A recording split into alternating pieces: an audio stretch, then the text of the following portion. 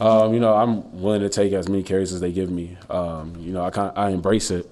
It was like I said earlier, it was the first time I had gotten those carries in a while. So being able to feel that load was good. It kind of got my feet, get my feet wet again, in a sense. Just being able to them trust me with the ball. That was Nebraska running back Marquise Stepp following a 101-yard day last week against Fordham. The USC transfer had 18 carries against the Rams, most in a game for Stepp since, he said, high school. He never had more than 14 in a game at USC, an offense he chose to leave because it passed a little bit too much. Nebraska's coaches identified early in offseason this year, they're looking for kind of a lead guy at running back. Stepp might be a pretty good bet, more than just a good game against an FCS opponent, however. It's how he carries himself. He spoke after the game on Saturday and then again on Monday, which provided the clip you just heard. And he sounds like a pro. He sounds like a guy you could give the ball to 20 plus times a game if you need it. If Nebraska is having running back eclipse that 20 carry mark, it's been a good thing during the Scott Frost era. It's only happened 4 times. One was Dedrick Mills against Rutgers last year, which was Nebraska's best offensive game by far. Mills also went over 20 against Iowa in 2019, another excruciating 3-point loss to the Hawkeyes, but a game where Nebraska played pretty well. And then it happened twice in 2018. Divine Azigbo went for 20-plus carries against Northwestern, which looked like it was going to be the first win of the Frost era until all of a sudden it wasn't. And then Azigbo went for 20-plus against Ohio State in 2018, which probably remains the best game Nebraska has played under this coaching staff. It should be pretty clear based on that how Nebraska wants to win football games. Based on rising rush counts each season, that run rate continues to creep higher. Now, can the Huskers do it consistently against FBS teams? We'll get a chance to find out this week with another visitor from the state of New York. I'm Hail Varsity Managing Editor Brandon Vogel. You're listening to the IAD Preview Podcast, Corned Beef Edition. Let's talk some football. Nebraska welcomes Buffalo this week to Memorial Stadium, the first meeting between the schools. Buffalo made comically easy work of Wagner last week, winning 69-7. The Bulls scored on the second play of the game, forced a 3-and-out. Wagner punted for 11 yards. And really, that was about it. You kind of knew how the game was going to go once Buffalo punched in that short drive. Little changed from that point on. The line for this game, which is 2:30 p.m. kickoff on BTN, opened at Nebraska -11 on Sunday, and pretty quickly it jumped as high as 14 at some places, and by midweek had settled into about Nebraska -13.5. SP Plus power ratings this week would have Nebraska, which ranks 40th. There were no rankings after week 0, so the Huskers dropped a bit for the Illinois loss, of course. Came out, played pretty well against Fordham, and earned at least a little bit of that back. So they sit at 40th. Buffalo's 68th in the SP Plus rankings, and those two power ratings would make this a Nebraska by 8.5 line when you factor in home field. FPI, ESPN's other primary power rankings, have Nebraska at 50th and Buffalo 56th. So looking at a pretty close one there with home field factored in. That would make the Huskers just a 3.5 point favorite per FPI, which gives Nebraska a win probability of 61.2%. The money line in this game, which was Nebraska -590 for a straight up win, Buffalo plus 425 last time I looked prior to recording, was implying closer to a 80% win probability. Actually, at 590, it's closer to 85%, but you got to factor in that this is one of the ways that sportsbooks maintain an edge and kind of ensure a profit no matter what happens. So call it closer to an 80% implied win probability. Either way, this line and these money line odds are giving Nebraska a lot more credit than most of the power rankings are.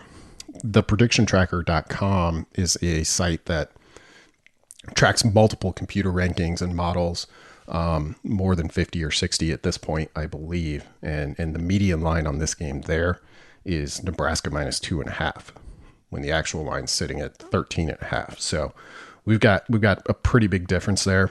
My personal read on that, I have a tough time taking a lot from Buffalo's win over Wagner.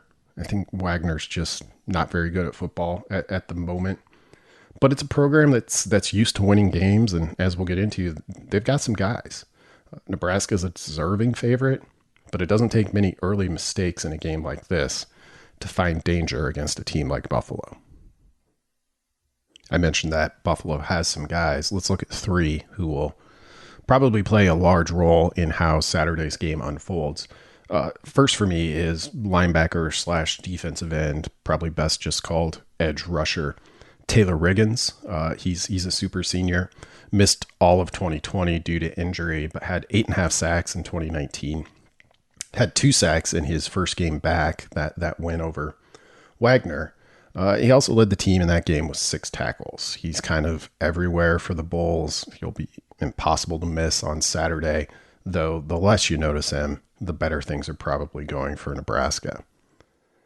Second on my list would be quarterback Kyle Van Treese. He's an interesting one. He's played a lot of football for the Bulls. He became their full-time starter about a season and a half ago. But he was getting into games and started a couple games as an underclassman. Completed 79% last week, which again, factoring in Wagner, but he's a quarterback who can do everything they need him to do. He's a good constraint for what has consistently been a strong rushing program at Buffalo in the past. If that run game's working, Van Treese is more than capable of taking advantage. And if he stays comfortable, if he's allowed to do that, it can cause some problems for any opponent. And that includes Nebraska this week. About that run game, Buffalo had a 2-headed monster last year at running back. Their top 2 backs combined for over 1,800 yards. One of those running backs, Kevin Marks Jr., is back this year. He scored twice in the season opening win, had a relatively light day. I mean, that game got out of hand so early, which allowed another running back to emerge for Buffalo. Apparently, they just have a never-ending supply. Ron Cook Jr. averaged over 6 yards per carry, almost 7 yards per carry, and is one to watch as well. He adds a little bit of explosiveness to that run game, and as we'll get into a little bit later in the show, holding up against Buffalo's rush is going to be absolutely elemental for Nebraska in this game. It's the box that they almost have to check in my mind. We'll flip it over to the Huskers side of things, kind of along those lines of holding up against the run for 3 players to watch for the Big Red. Number 1 on my list is Nick Henrich. He leads Nebraska with 15 tackles through 2 games, but both he and Luke Reimer, who's second on the team in tackles, this is a big opportunity for one or both of them to have the best game of their career. They're going to be asked to do a lot. It's not going to be easy work. It's going to be not a lot of fun a lot of the time, but those are 2 guys who have shown a willingness to do that sort of work. Can they have success against a Buffalo rushing attack that challenges teams in a lot of ways? Second on my list, flipped offense. Assuming he's healthy, I think this has the potential to be a big game for wide receiver Oliver Martin. Samori Toure was great last week, going over 100 yards. Martin went over 100 yards against Illinois. And looking at those 2, and obviously Toure plays in the slot. Nebraska can get pretty creative with how they use him. Saw that against Fordham as well. Martin is probably the surest downfield option for me at this early stage in the 2021 season. And that's going to be pretty big. Buffalo's defense last year, which is probably more meaningful than what they did against Wagner, is the one place where it was sort of susceptible was in the pass game. So can Nebraska exploit that? If it is able to hit some downfield passes, it probably means good things for the Huskers handoff run game too. So including Martin here is a little bit of a overall health check on Nebraska's offense in this game. Third on my list here is Damian Daniels. I think he's been great through 2 games. I think he's going to have a really, really strong season. Given how Buffalo is built to play, this would be a very good day for Daniels to have a great day. And it may not still show up on the stat sheet. You may have to look a little bit closely, but if he's just winning his matchup consistently and is too tough to handle up front, that might be the easiest way for Nebraska to gum up this run game and allow players like Henrich and Reimer to do what they do, run and hit. There's not a lot to review from last week's podcast and the keys to the game because given the unique scenario Nebraska was in, didn't talk a whole lot about what Nebraska needed to do specifically to beat Fordham. We went a little bit more big picture, but just to kind of review that game off the cuff a little bit, obviously Nebraska was able to move the ball on the ground, which, as we've talked about, is kind of objective number one, I think, for most games going in with Nebraska. Got dinged a little bit early, both in the run, but more so in the pass against Fordham, which wasn't entirely unexpected, at least on my end. That's what Fordham does. They've got some good skill players. Scott Frost said it after the game.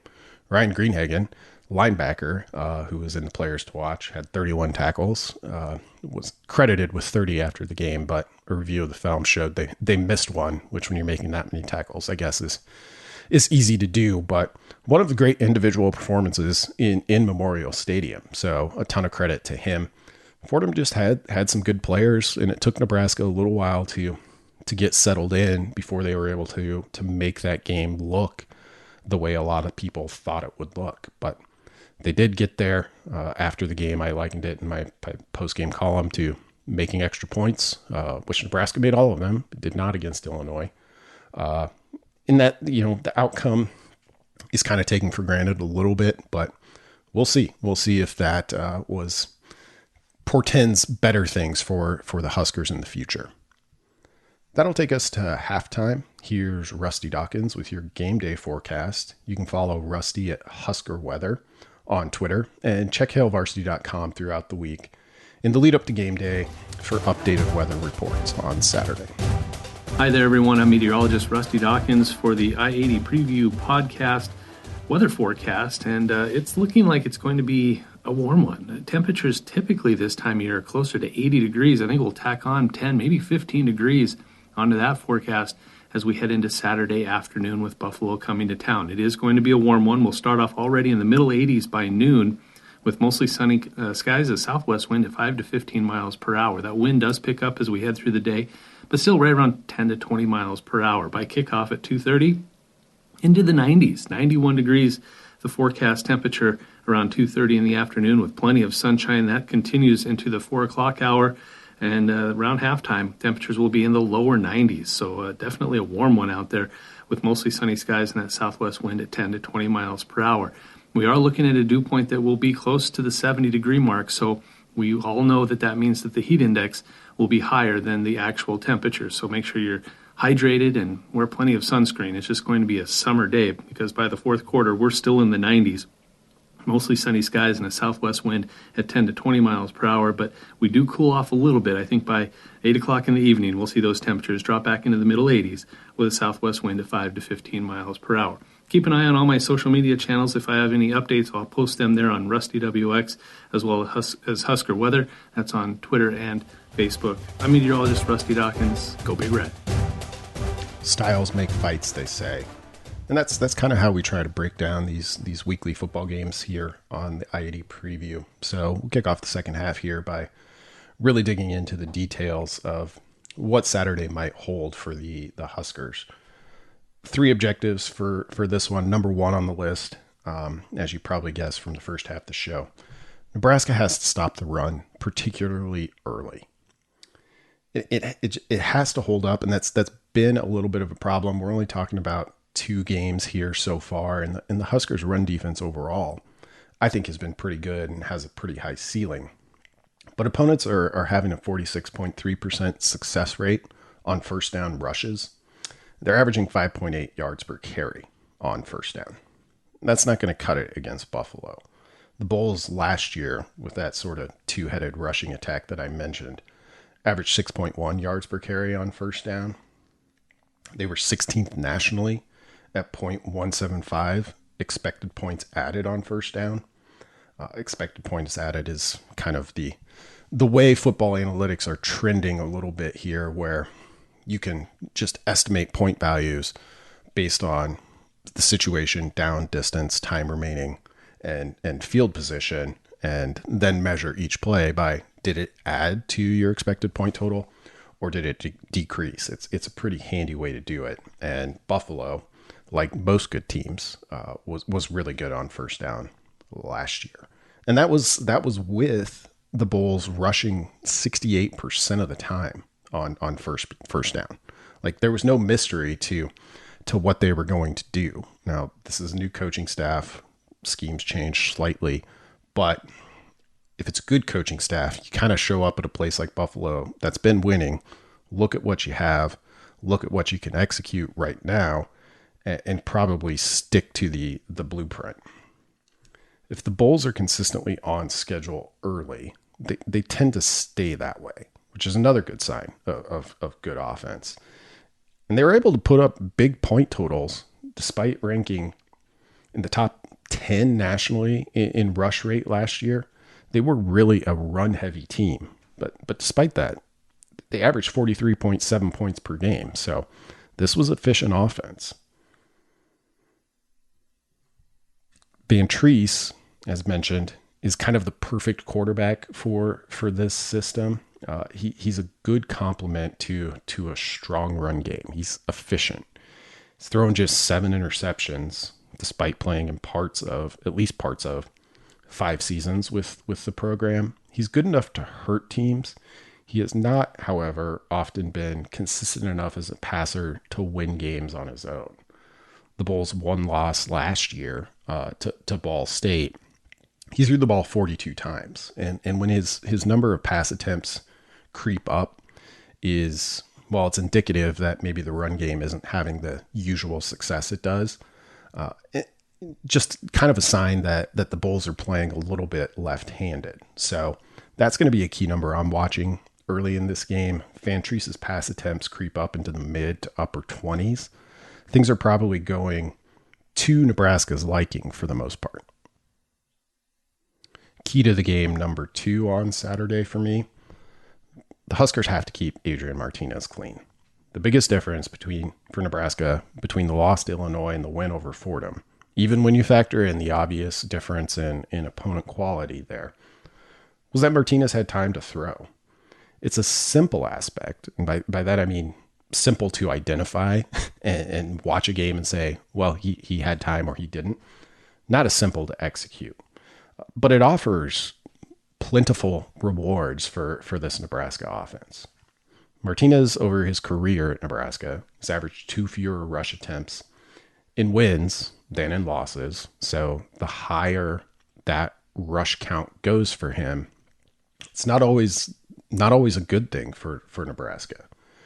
If he has time to drop back and read the field, he's shown he can find open receivers. And more often than not, there typically is an open receiver. This offense still does a great job with its pass concepts of putting players in conflict and getting guys open. It's just a matter of Martinez picking out which one is and delivering a catchable ball. When he does, it looks a lot like the Fordham game did. Giving Martinez time, letting him be comfortable in the pocket, it also decreases the amount of improv that he is asked to do, which can be a bit of a double-edged sword. You know, those improv plays might be the seas parting and Adrian Martinez pulling the ball down and going 75 yards untouched against Illinois for a touchdown. Or it might be a turnover. It might be a fumble. It might be an interception. It's too boom or bust. You don't want to limit Martinez and his ability as a playmaker. You just need to be really selective with it. And that requires time in the pocket to do that. One of the few weak spots, as I mentioned earlier, with this Buffalo defense was its explosive pass rate. They have all upperclassmen in the secondary, but that group includes a Texas Tech transfer. It includes a converted wide receiver at cornerback, and one of the safeties is a first-time starter and former walk-on. So they're players that have been in the program in most cases, but players also who may not have the most experience game-wise. So can Nebraska find some room to operate there?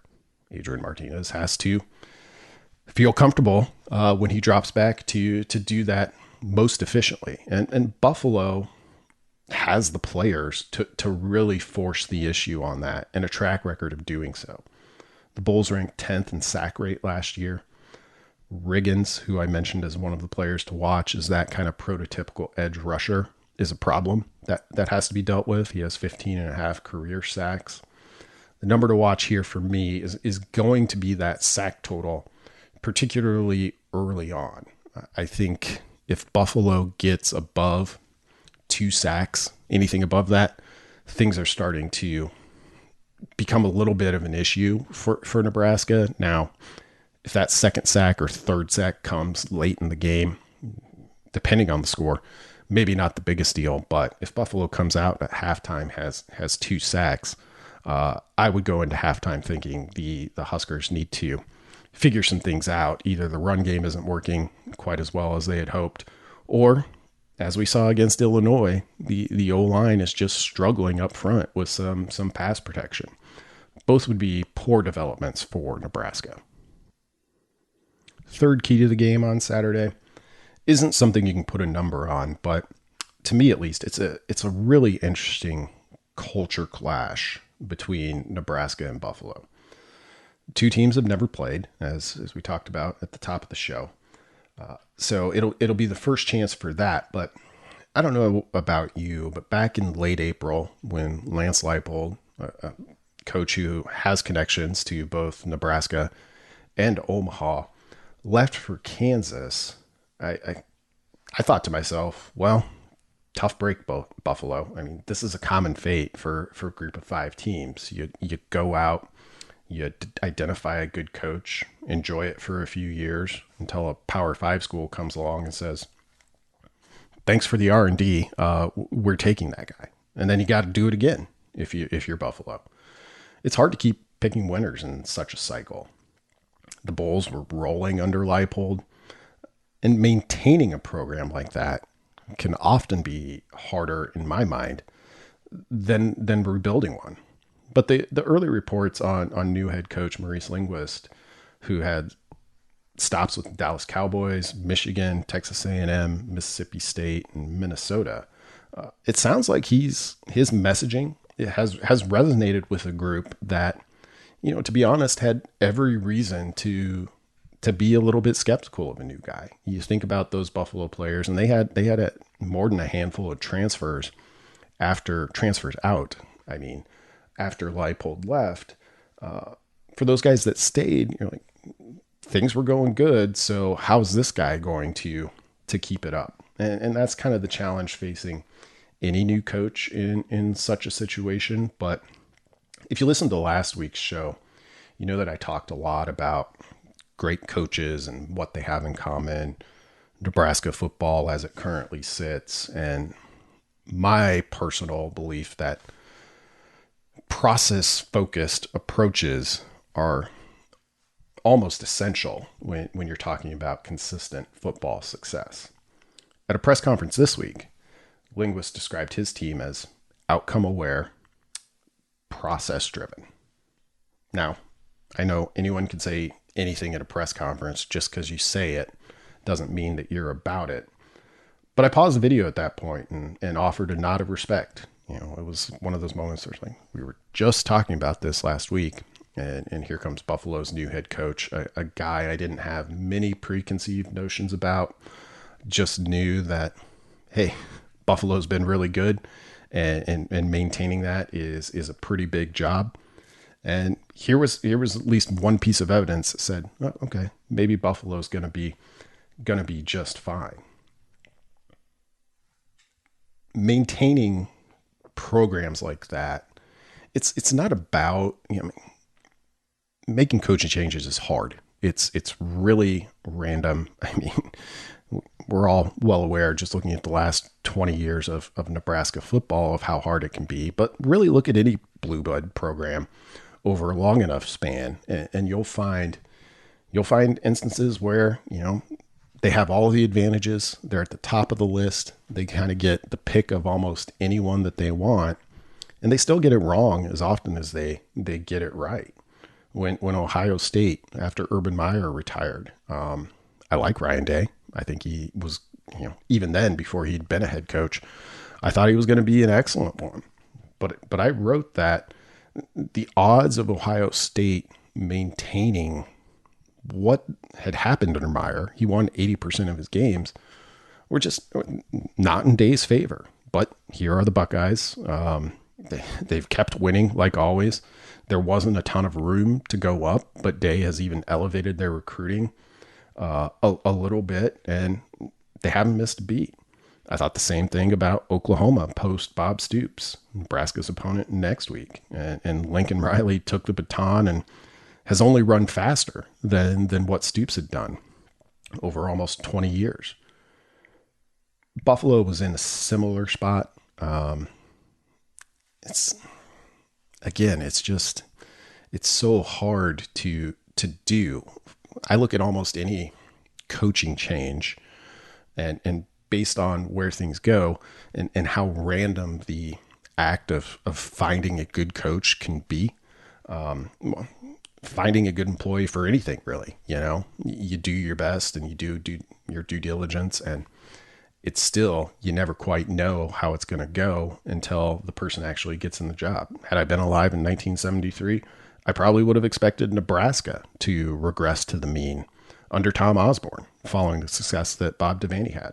It's just how it goes most of the time. It's way too early to say that Buffalo isn't going to miss a beat post Leipold.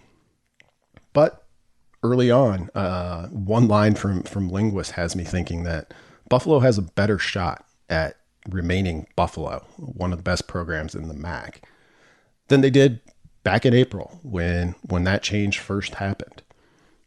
They have a culture there, and it's going to shift somewhat under a new head coach, but it's still a winning culture, still a winning program. You look at Nebraska on the other sideline on Saturday, and it's still an identity and culture that remains a work in progress, in my opinion. Frost has said consistently all offseason that it's closer to where they want it to be. He feels the best he's felt about it. But you see a game like Illinois in the season opener, and it tells you that, there's still some cracks to be painted over, still some maintenance that needs to be done there. The Fordham game has a chance. I think it really does have a chance, just having sort of success, having a game go the way that it should go, to be a bit of a springboard for Nebraska this year. I also know this. Buffalo is very likely a better team than Illinois. And we all saw how that game went. It comes down to what football always comes down to. The Huskers have to play well to walk away with a win on Saturday. Seems simple, but it's been anything but for Nebraska over the past 3 seasons plus. So can they do that? Can they stack back-to-back strong performances? Because that's what good teams do.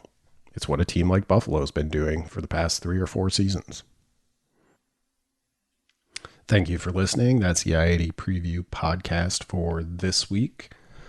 If you like the show, do your podcast chores, review and rate it wherever you listen to podcasts. Tell your friends, tell your enemies, help spread the word. Also, make sure you're checking out the broader Hail Varsity network of podcasts. We're putting out a number of podcasts each week, helping you hopefully reach a better understanding of Nebraska athletics through good stories, insightful guests, all of the things that you hope for when you devote some of your valuable time to putting in the earbuds and listening to a podcast, no matter what you're doing while you're doing that. So check that out. Hail Varsity YouTube page is a great source for videos throughout the week, whether you're looking for press conferences, original content there. Be sure to check us out on that. And then also Of course, the best way to kind of directly support us, if you like what we do, is by subscribing. You'll get a monthly issue of the magazine, Hail Varsity Football Yearbook, which is nearly 200 pages devoted to the upcoming season and the summer, and access to all of our premium content online. Thanks for listening.